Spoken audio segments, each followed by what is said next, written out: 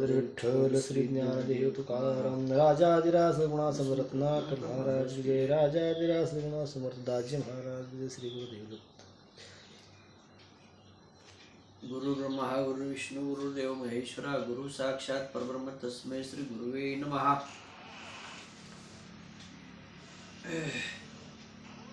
अध्याय दुसरा वाचण्यास प्रारंभ करीतो महाराज।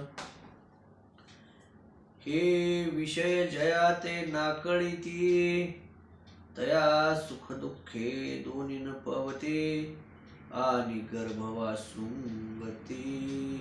वासु संगती नाही तया। तो नित्यरूप पार्था ओळखावया सर्वथा जो या इंद्रियार्था नागवेचे।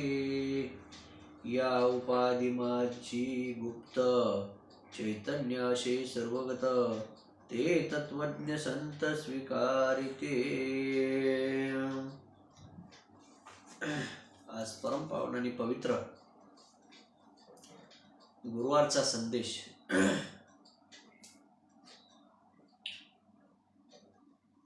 प्रत्येक जन्माला आलेल्या मानवानं आपल्याला मिळालेल्या या आयुष्यामध्ये काहीतरी परमार्थ घडावा आणि आपल्या जीवनाचं सार्थक करून घ्यावं असा विचार करून परमार्थाची वाट धरली आणि अखंडपणाने सेवा करत राहिली तर निश्चितपणाने हा परमार्थ आपल्या जीवनाला सद्गती प्राप्त करून देतो। परमार्थ किंवा भक्ती किंवा ज्ञान हे शब्द अत्यंत सोपे, बोलण्यास अत्यंत सोपे असे वाटतात, परंतु विचार केल्यानंतर किंबहुना सर्व शास्त्रे धुंडाळल्यानंतर लक्षात येते की नेमके किती सेवा आपणास घडणार आहे, घडत आहे, किती ज्ञान प्राप्ती झाली आहे, किती अनुभवाची प्राप्ती झाली आहे, याचा मागोवा जर आपण घेतला तर असे लक्षात येईल की जे काही आपणास ज्ञान प्राप्त झाले आहे ते अत्यंत तोकडे आहे, खूप कमी आहे, खूप कमी, अगदी नगण्य ज्ञान आहे। थोडस ज्ञान असूनही आपणास खूप काय मिळवल्यासारखं वाटतंय, खूप काय ज्ञानी झाल्यासारखं वाटतंय, पंडित झाल्यासारखं वाटतंय। हा भ्रम आहे, कारण वास्तव स्वरूप आपण समजून घेतलं पाहिजे। खरी स्थिती काय आहे? हे दुरून डोंगर साजरे, हे लांब न बघून त्याचा उपयोग नाही। प्रत्यक्ष काय आहे? नाहीतर त्या आंधळ्याच्या गोष्टीसारखं आंधळा मनुष्य आहे आणि त्याला काही दिसत नाही, त्याला गोष्ट सांगण्याचा प्रयत्न केला जातो आणि मग ती गोष्ट, हत्तीची गोष्ट सांगत असताना हत्तीच्या कानाचं वर्णन ज्यावेळी चालू असतं त्यावेळेला सूप घेऊन त्याला हातात दिलं जातं आणि या सुपासारखे हत्तीचे कान आहेत असं सांगितलं जातं. पण त्या व्यक्तीला ते सूपही दिसत नाही आणि हत्तीही दिसत नाही. तशा पद्धतीनं आपणास ज्ञानप्राप्ती किती झाली आहे, नेमकं ज्ञान काय आहे, ते कोठे असते, कसे प्राप्त होते, याचा विचार करायला लागल्यानंतर असं लक्षात येईल की अनेक जन्म व्हावे लागतील भक्ती करण्यासाठी, नंतर अनेक जन्म व्हावे लागतील ज्ञान मिळवण्यासाठी, आणि नंतर अनेक जन्म असे व्हावे लागतील की त्यावेळी ते ब्रह्मतत्व कळेल, परमात्मा परमेश्वराचे तत्व समजून येईल. इतका मोठा हा प्रवास आहे. हे सहज साध्य नाही. त्यामुळे क्षणोक्षणी करावा विचार, प्रत्येक क्षणाला विचार करायचा की आपण किती योगदान या ठिकाणी देऊ शकतो.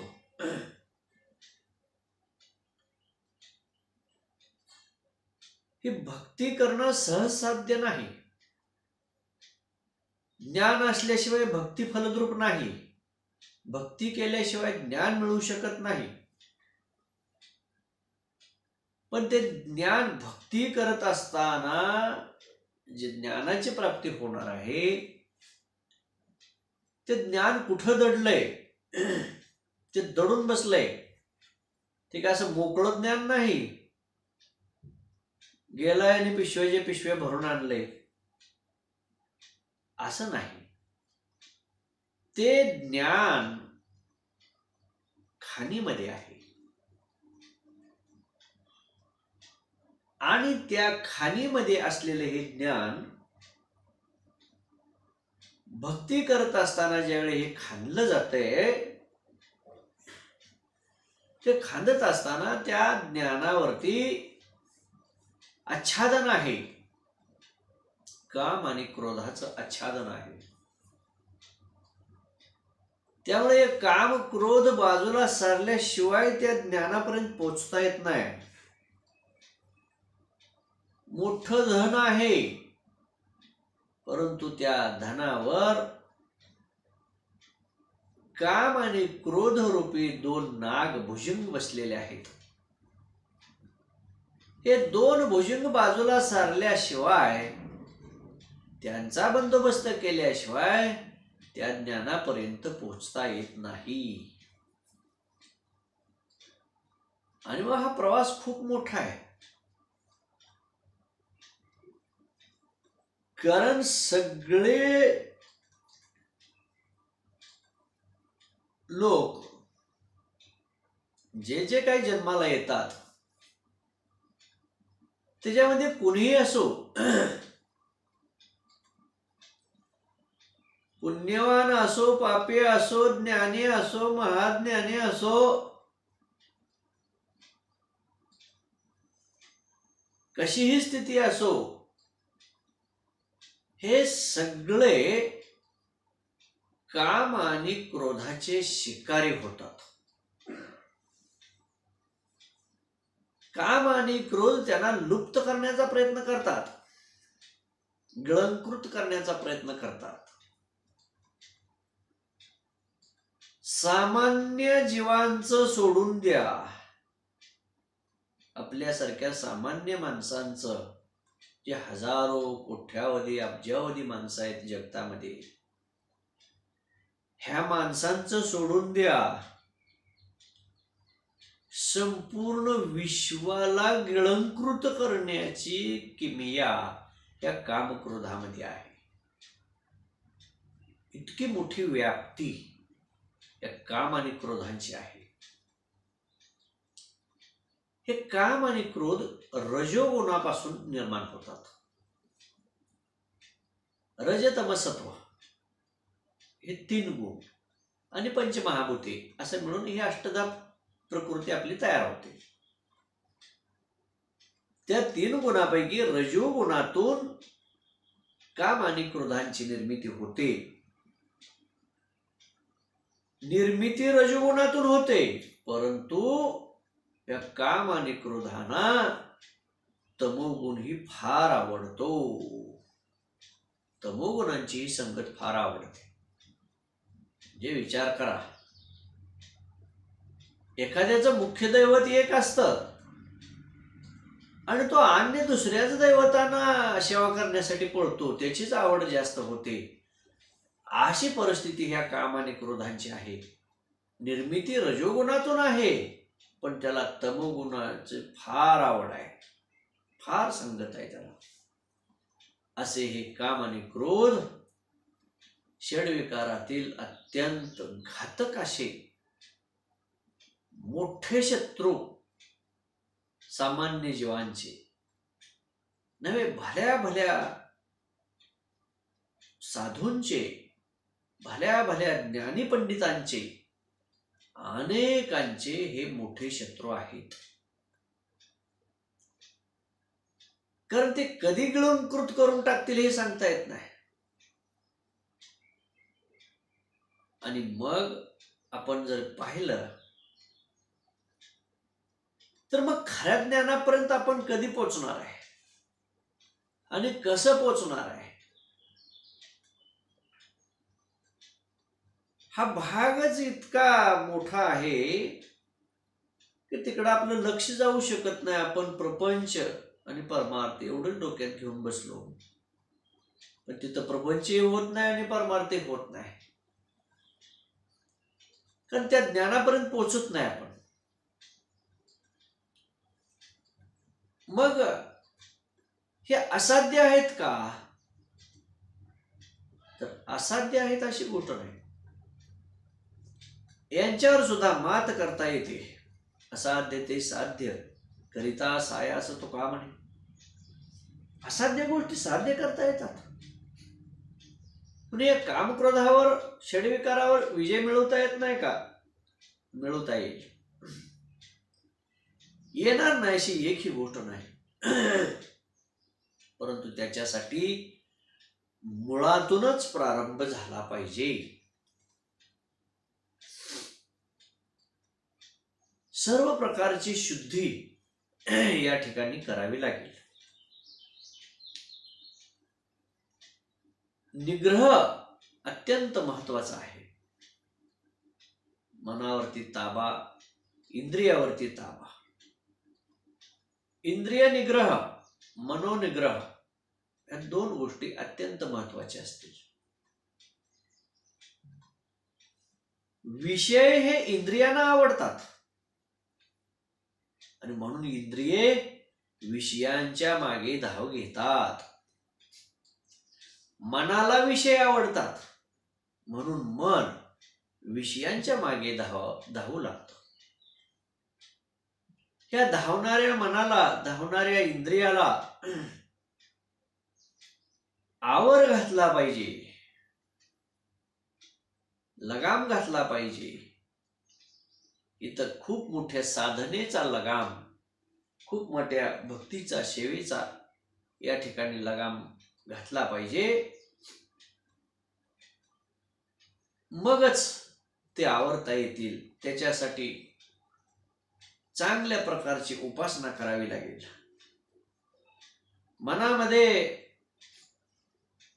परमात्मा परमेश्वराशिवाय अन्य दुसरं कोणताही विषय नसला पाहिजे. विषय तो एक झाला नारायण. आपल्या मनामध्ये, रोमरोमामध्ये भगवंताशिवाय दुसरा विषय असला नाही पाहिजे. मग आता विषय सोडून वैराग्य निर्माण होऊन प्रपंच होईल का? सगळाच त्याग करायचं म्हटल्यानंतर मग प्रपंच कसा करणार? काही साधू मुनिजन प्रपंचाचा त्याग करून ते विषयापासून दूर राहू शकतील, पण प्रापंचिक लोक ह्या विषयापासून कसे दूर राहणार? आणि पूर्णत्वाने त्यांना दूर राहता येत नाही. म्हणून त्याचाही मार्ग त्यांनी सांगितलेला आहे की जरी प्रापंचिक लोकांना पूर्णत्वाने विषय सोडता येत नसतील तरी परंतु काळ परत्वे थोड्या प्रमाणात विषयाचा भोग घेण्यास हरकत नाही, परंतु कालांतराने सर्व विषयाचा त्याग होऊन मन परमात्मा परमेश्वराच्या ठिकाणी लीन करावे लागेल. म्हणजे बालपणातून तरुणपणात व्यक्ती गेला, तरुणपणातून वृद्धापकाळात गेला, म्हणजे बालपण तरुणपणाच्या ठिकाणी लुप्त झालं, तरुणपण वृद्धपणाच्या ठिकाणी लुप्त झालं. तशा पद्धतीनं महत्वाच्या टप्प्यावर हे सगळे वाईट गुण लुप्त पावले पाहिजेत. आणि म्हणून प्रत्येक गोष्टीचा सारासार विचार करून आपण जर दररोज चांगल्या पद्धतीची साधना केली तर निश्चितपणाने या अत्यंत वाईट असलेल्या गुणावर सुद्धा ताबा मिळवता येईल, किंबहुना ते सुद्धा लुप्त होऊन जातील. त्याच्यासाठी मनाला छंद पाहिजे. मना छंद लागो छंद, हरी गोविंद हरी गोविंद. आवड पाहिजे, भगवंताविषयी आवड पाहिजे.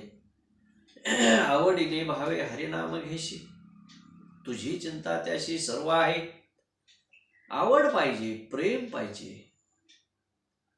बाकीच्या गोष्टींची आवड कमी झाली पाहिजे आणि भगवंताची आवड निर्माण झाली पाहिजे, सेवेची आवड निर्माण झाली पाहिजे.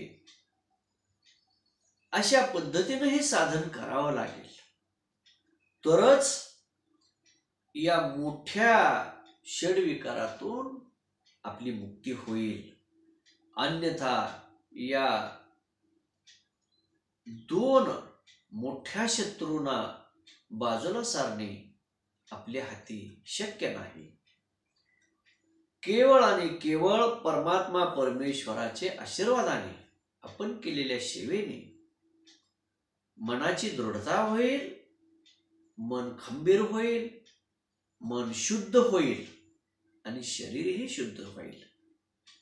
काया वाचा मने सर्वार्थानं शुद्ध झाल्याशिवाय, षड्विकारातून मुक्त झाल्याशिवाय खऱ्या ज्ञानाची प्राप्ती आपणास होऊ शकत नाही. थोडा जरी लवलेश राहिला तरी पण ते आपलं अधिराज्य गाजवण्याचा प्रयत्न करतात. इतकी मोठी किमया या दोन गुणामध्ये आहे. ज्ञानेश्वर माऊली, ज्ञानाचा सागर, वैराग्य मूर्ती, ज्ञान संपन्न असे ज्ञानेश्वर महाराज ज्यावेळी त्यांचं अवतार कार्य चालू होतं, वय लहान होतं आणि मधुकेरी मागून आणलेले जे पीठ आणि जे काही साहित्य असेल जेवणाचं, ते आणल्यानंतर स्वयंपाक करून खाण्याचे दररोजचा नित्यनियम असायचा. ते आणलेलं पीठ सुद्धा काही वाईट मंडळी त्यांना ते अन्न खाऊ देत नव्हते. ते पीठ सगळे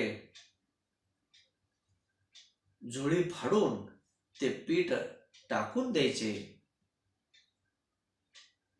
आणि ते मातीत मिसळलं जायचं. पीठ आणलेलं साहित्य सगळं मातीत टाकायचे. इतका त्रास त्यांना ही वाईट मंडळी देत होती.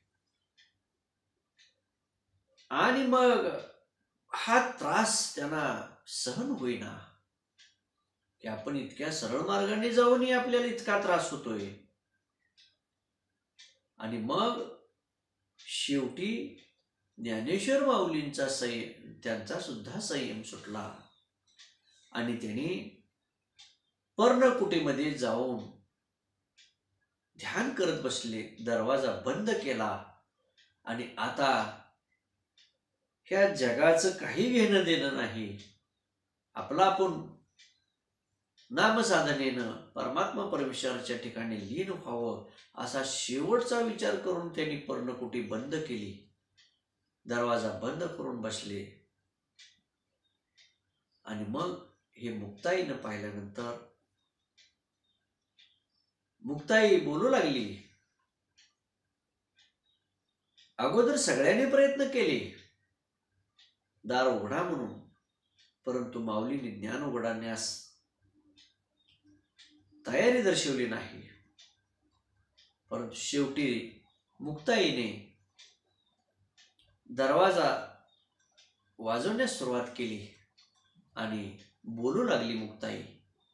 ताटी उघडा ज्ञानेश्वरा, काम क्रोध बाजू सारा. अहो, तुमच्यासारख्या ज्ञान संपन्न वैराग्य संपन्न अशा साधूंनी असं रागाला जाऊन चालणार नाही, जगतावर रागाला जाऊन चालणार नाही. आणि म्हणून तुम्ही दार उघडा, शांत व्हा, ताटी उघडा ज्ञानेश्वरा. त्याने विनवणी केली आणि ताटीचे अभंग म्हणून ते प्रसिद्ध झाले. म्हणजे सांगण्याचं तात्पर्य एकच की या काम आणि क्रोधामधील थोडासा अंश जरी असला तरी तो अधिराज्य गाजवण्याचा प्रयत्न करतो. राजा रावणाने इतकी मोठी भक्ती केली की त्याच्यासारखी भक्ती कुणीही केली नाही. खूप मोठी भक्ती केली. स्वतःचं शिर कापून तो अर्पण करायचा.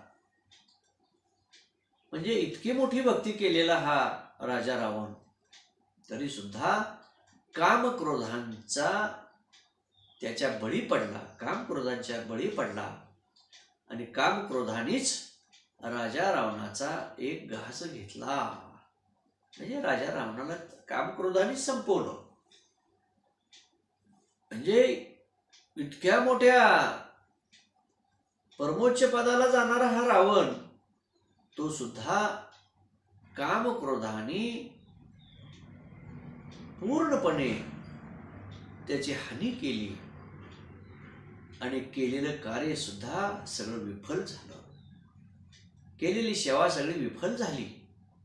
म्हणून क्षणोक्षणी करावा विचार, प्रत्येक गोष्टीचा विचार करायचा. हे सहज साध्य नाही. भगवान शंकर अखंड ध्यान धारणा करतात. त्यांच्या एवढं ध्यान कोणीही करत नाही. त्यांच्या एवढं वैराग्य सुद्धा कोणाकडे नाही. त्यांना सर्व अष्टसिद्धीची प्राप्ती झालेली आहे. सगळे जवळ आहेत अष्टसिद्धी सेवेसाठी. तरी सुद्धा भगवान शंकर भिक्षा मागण्यासाठी दारोदार हिंडतात. म्हणजे त्या अष्टरिद्धी सिद्धीचा त्यांना उपयोग करता येत नाही का? पण तसं नाही.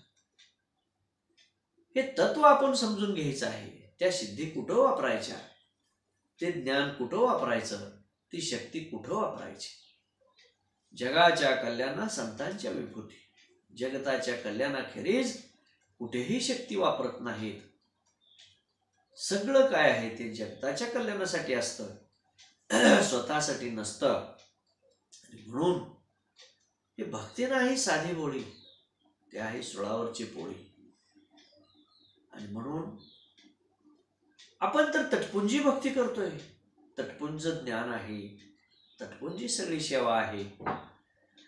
आणि मग इतका मोठा प्रवास आपण कसा पूर्ण करणार आहे याचा विचार आपण मनामध्ये करा. वेळीच आपल्या इंद्रियावर आणि मनावर ताबा मिळवण्याचा प्रयत्न करा. काम क्रोधाला बाजूला सारा आणि भगवंताचं परमात्मा स्वरूप जे ज्ञान स्वरूप आहे ते ज्ञान स्वरूप पाहण्याचा प्रयत्न करा. भगवंताला शरण गेल्याने निश्चितपणाने आपल्या जीवाचे कल्याण होईल. आणि म्हणून आजचा गुरुवारचा संदेश देत असताना एकच लक्षात घ्या, मज पामारा काय थोरपण, पायीची वाहन पायी बरी. आपल्यासारख्यांची सेवा किती घडणार आहे, आपणास किती ज्ञान मिळणार आहे, तटपून जाय सगळ्या गोष्टी. म्हणून जे आहे ते सर्वार्थानं परमेश्वराच्या चरणावर अर्पण करा. मनोभावे त्यांची सेवा करण्याचा प्रयत्न करा आणि भगवंताचे आशीर्वाद मिळवा. सद्गुरूंचे आशीर्वाद पाठीशी अखंड राहू द्या आणि मगच परमार्थ, प्रपंच आणि परमार्थ चांगल्या पद्धतीचा होणार आहे. म्हणून चांगल्या प्रकारची भक्ती नित्यनेमानं करण्याचा अखंडपणाने प्रयत्न करा. पुंडलिकावतीर विठ्ठल श्री ज्ञानदेव तुकाराम राजाधिराज गुणा समरत्नाकर महाराज विजय राजाधिराज गुणा समर्थ दाजी महाराज श्री गुरुदेव दत्त.